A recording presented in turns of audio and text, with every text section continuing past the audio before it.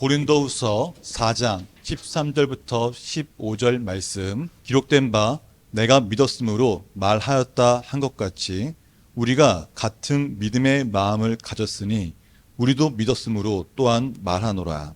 주 예수를 다시 살리신 이가 예수와 함께 우리도 다시 살리사 너희와 함께 그 앞에 서게 하실 줄을 아노라. 이는 모든 것이 너희를 위함이니 많은 사람의 감사로 말미암아 은혜가 더하여 넘쳐서 하나님께 영광을 돌리게 하려 함이라. 이는 하나님의 말씀입니다. 아멘.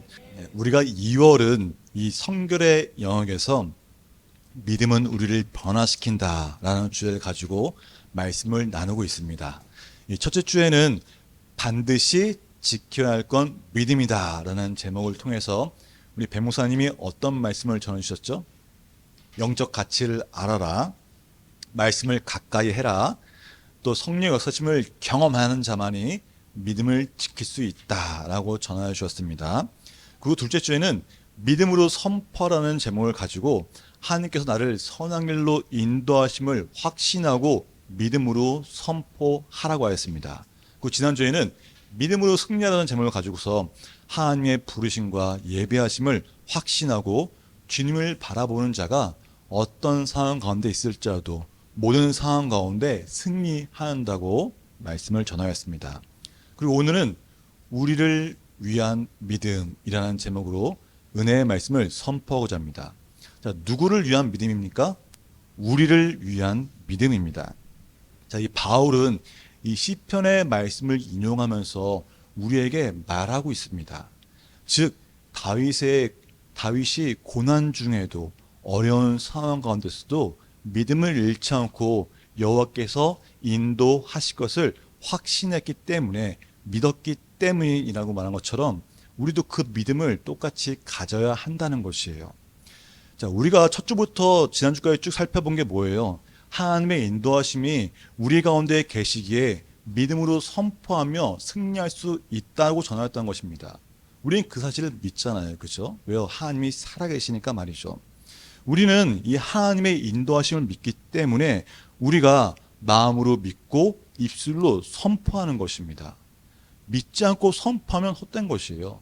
또 믿고 선포하지 않는 것도 헛된 것입니다. 믿고 입술로 선포해야 되는 거예요. 선포하는 게 중요한 것입니다. 주께서도 우리에게 뭐라고 말씀하십니까? 네 믿음대로 될지어다 라고 말씀하신다는 거예요. 그 믿음의 고백은 입술로 선포하는 것에 있다는 것입니다. 하나님께서 우리에게 그 믿음으로 선포하고 나아가는 자에게 하나님이 놀라운 은혜와 놀라운 기적을 우리에게 주시는 것은 무슨 이유입니까? 바로 우리가 하나님의 자녀이기 때문이라는 거예요. 다른 이유가 아닙니다. 네가 못났던 잘했던 그게 중요한 게 아니에요. 뭐가 중요해요? 하나님의 자녀라는 것이 중요한 것입니다. 그렇기 때문에 하나님께서 놀라운 축복의 기적을 우리에게 주시는 겁니다. 그게 바로 이유입니다.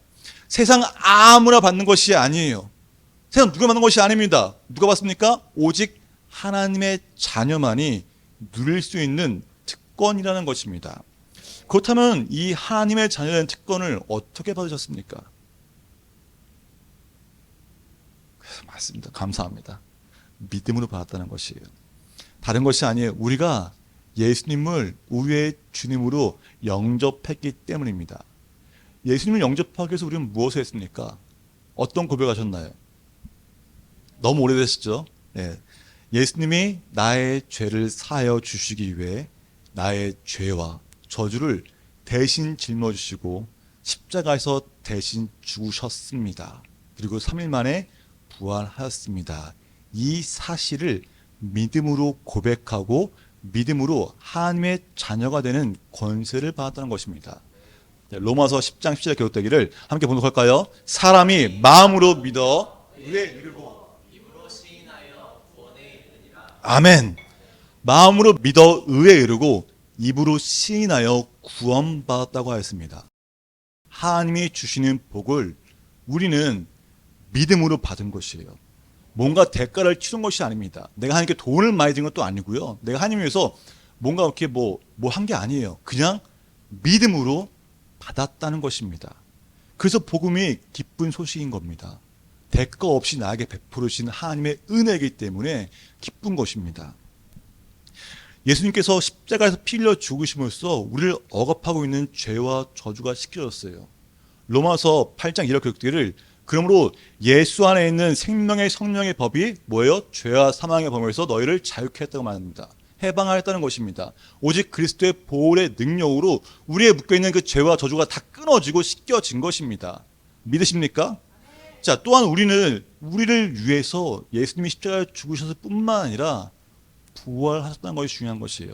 로마서 4장 25절에 기록되기를 예수는 우리가 범죄한 것 때문에 또한 우리를 의롭다 하시기 위하여 살아나셨느니라. 아멘. 예수님은 우리를 위하여 살아나셨다는 것입니다. 우리를 위해서 살아나셨다는 것이에요. 이게 중요한 사실입니다. 예수님은 이 땅에 완전한 인간으로 오셨습니다. 인간인데 하나님이 예수님을 살리셨다는 거예요. 부활하시겠다는 거예요. 그렇기 때문에 우리도 마지막 때에 부활할 것입니다. 믿으십니까? 그런데 우리가 이 사실 예수님을 믿는다고 말할 때 생각해야 할 것이 있어요.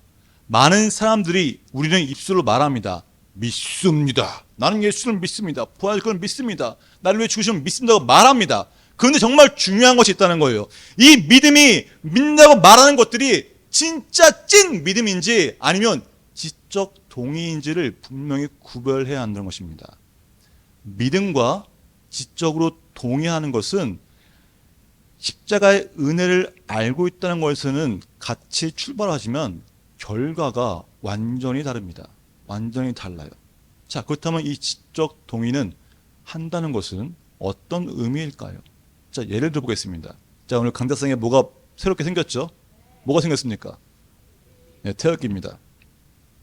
태극기 볼 때 기분이 좋아요. 왜냐하면 이 태극기가 제 태몽이었거든요. 네, 그래서 태극기를 좋아하는데 제가 태극기를 놓은 건 딴 게 아니에요. 이제 곧 3.1절이 다가옵니다. 이 3.1절을 기념하기 위해서 태극기를 놓았습니다. 3.1절 다들 아시죠? 다들 잘 알고 계시죠? 너무 잘 아시겠지만은 일제 강점기였던 1919년 3월 1일 날 탑골 공원에서 독립선언문을 낭독하게 되면서 시작되었습니다. 자, 다 아시는 거죠? 자, 그때 어땠을까요? 저도 이때 태어나지 않아서 잘 몰라요. 그런데 이 할아버지들의 영상을 제가 보니까 그 당시에 말씀하시더라고요. 어떤 말씀하냐면은 일본에게 나라를 빼앗기고 모든 것을 다 빼앗겼대요. 정말 희망이 보이지 않았대요. 그냥 지금 이 시대가 일본이 막 다 점령하고 막 강한 걸 보면서 이게 영원할 것만 같았대요. 진짜 영원할 것 같았대요. 끝나지 않을 고통이라고 생각했대요. 사람들이 희망을 잃어버리고 우리나라가 독립할 것이라고는 눈꼽만큼 생각하지 못했습니다. 왜요? 지금은 일본이 너무나 강했거든요. 그때는 이루어지지 않을 거 생각했습니다. 환난과 고통이 영원할 거 생각했습니다. 그런 중에 독립선언문이 낭독되었을 때 사람들은 다 들었죠. 신문에 나고 막 그랬으니까요. 널리 퍼졌잖아요. 많은 사람들이 그걸 듣고서 야, 맞아, 옳다라고 생각했을 것입니다. 그죠? 근데 이 독립운동, 3.1 운동에 참여한 평화 시위 운동에 참여한 인원이 전 국민 2천만 명이었는데 단 10%, 200만 명만이 이 평화 시위 운동에 참여했다는 것입니다. 왜 그럴까요? 물론 무서울 수도 있습니다. 독립이 옳은 것이지만은 현실적으로 불가능하다고 생각했기 때문이에요. 이것이 정말 옳은 것이고 대한이 독립하는 것이 맞다고 동의는 하지만은 현실은 그렇지 않을 것을 알기 때문에 옳다고 맞아, 옳은 말이야, 너 다 좋은 말이야. 그런데 그건 옳은 말인 거 내가 동의할게. 근데 내 현실, 지금 현실에서는 이루어지지 않을 거잖아. 이런 생각이 있었기 때문에 그 운동에 참여하지 않았다는 것입니다. 단지 독립이 될 것이라고 확신하고 믿었던 그 200만 명의 사람들만이 이 평화시위 운동에 참여한 것입니다. 그래서 헌법을 보면은 3.1 운동으로 대한민국을 건립하고 그 정신을 승계하여 정부를 수립했다고 헌법에 명시되어 있습니다. 바로 이것이 지적 동의인 것입니다. 이 지적 동의는 우리에게 똑같이 적용돼요.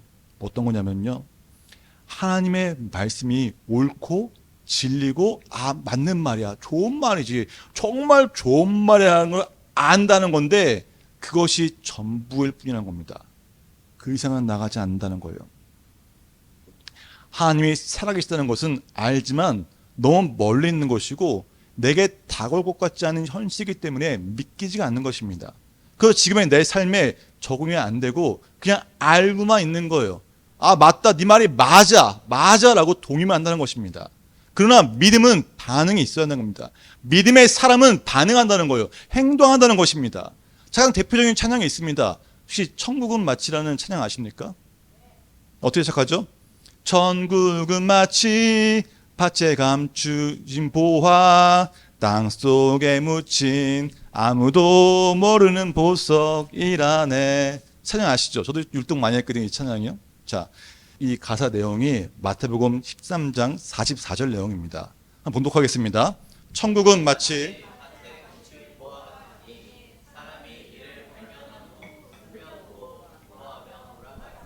자기의 소유를 다 팔아 그 밭을 사느니라. 아멘.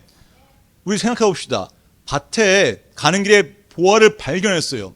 정말 엄청난 보화를 발견했습니다. 어떻게 그걸 그냥 지날 수 있어요? 그냥 지나쳐 가실 거예요? 내가 가는데 저기 금빛이 보여요. 금광이 보여요. 막 밖에 막 엄청난 금이 있어요. 그러면 그냥 지날 겁니까? 아니잖아요. 흙으로 살짝 덮어놓고서 이 땅 주인 누구냐고 찾겠죠. 당연한 거잖아요. 보화를 갖기 위해서는 내 모든 소유를 팔아서 밭을 사는 것입니다. 왜요? 좋은 것이라는 걸 확신하기 때문이라는 거예요. 그래서 곧바로 행동하는 것입니다. 이처럼 믿음은 즉각 반응할 수밖에 없는 것입니다. 하나님이 나에게 좋은 분이시고 하나님이 하시는데 어떻게 반응할 수가 있어요? 이게 너무 좋은데 어떻게 반응할 수 있는, 그건 반응 안 하면 멍청한 짓이잖아요.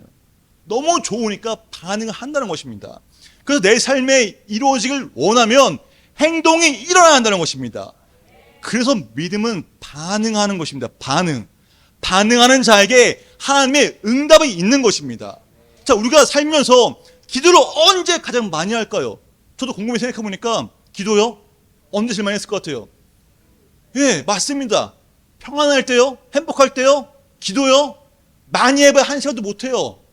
물론 성도님을 위해서는 기도 많이 할 수 있습니다. 근데 저를 위해서는 기도가 짧아요. 왜요? 뭐 딱히 없거든요. 뭐가 별로 없거든요. 근데 반대로 제가 고난 가운데 있잖아요. 그럼 저는 바로 기도원 갑니다. 제 기도만 붙잡고서 6시간씩 붙잡고 막 기도한다는 거예요. 왜요? 제가 답답하거든요. 똑같다는 겁니다. 우리가 고난이 오고 답답하고 어찌할지 모를 때는 기도할 수밖에 없다는 거예요. 그래서 평소에 기도를 안 하던 사람일지라도 예수 믿는 사람하고 교회 다녔던 사람은 답답한데 어떡하지? 그러면 기도원 가요. 부르짖고 기도하게 됐습니다. 기도할지 몰라도 그냥 쥐야 하고 소리만 지르면서도 어떻게든 부탁돼요. 왜요? 답답하니까요. 기도할 수밖에 없잖아요. 기도할 수가 없다는 것입니다. 그런데 기도할 때 더 놀라운 건 뭔지 아십니까? 그렇게 아무 소 없이 그냥 쥐야라고 부르는 사람일지라도 기도하는 자에게 하나님의 은혜가 있다는 것이에요. 은혜가 임한다는 것입니다. 아브라함이 우리에게 감동이 되는 것이 어떤 이유입니까? 아브라함이 복에 근원해서 감동이 될까요? 아니에요. 아브라함이 고통 중에도 믿음으로 기도했을 때 응답받았기 때문에 우리에게 감동이 있는 거예요. 야, 저 아브라함 봐라, 나도 할 수 있다라고 감동이 되는 겁니다. 왜요? 그가 고난 중에 기도했기 때문이라는 것입니다. 이삭이 어떨까요? 이삭은 축복의 사람이었어요. 복 많이 받았습니다. 100배, 1000배 받는 복을 받았어요. 그런데 성경의 내용이 짧아요. 할 말이 없어요. 왜 할 말이 없어요? 고난이 없었거든요. 고난이 없었다는 것이에요. 그래서 하나님의 영광도 적습니다. 하지만 요셉 어떻습니까? 날마다 고난이었잖아요. 팔려고 난리 났잖아요. 야곱 어땠어요? 다윗 어떻습니까? 그들은 고난 중이 가득했다는 거예요. 근데 고난이 받고서 그냥 가득했으면은 성경에 기록되지 않습니다. 고난이 가득했을지라도 그 가운데 믿음으로 기도하며 나았기 때문에 하나님의 영광이 가득한 것이고, 그걸 보면서 우리가 이야 바로 저거야, 나도 믿음으로 선포하고 기도하겠다고 감동이 된다는 것입니다.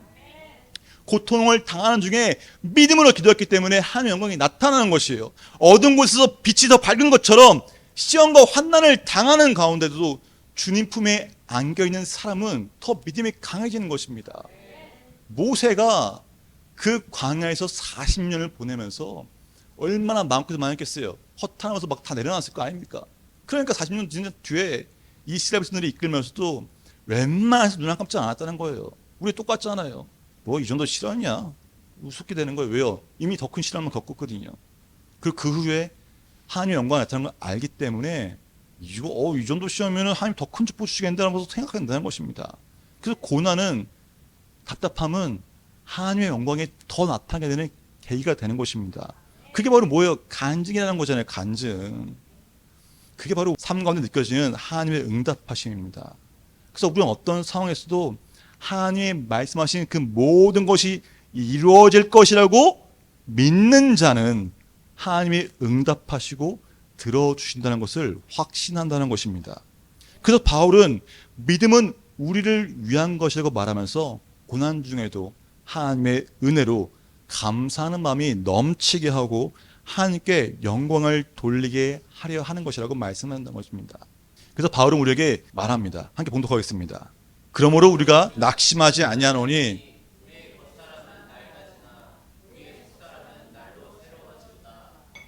아멘. 복음을 믿는 사람은 영의 사람입니다. 영의 사람이라는 것은 속사람이 살아난 거예요.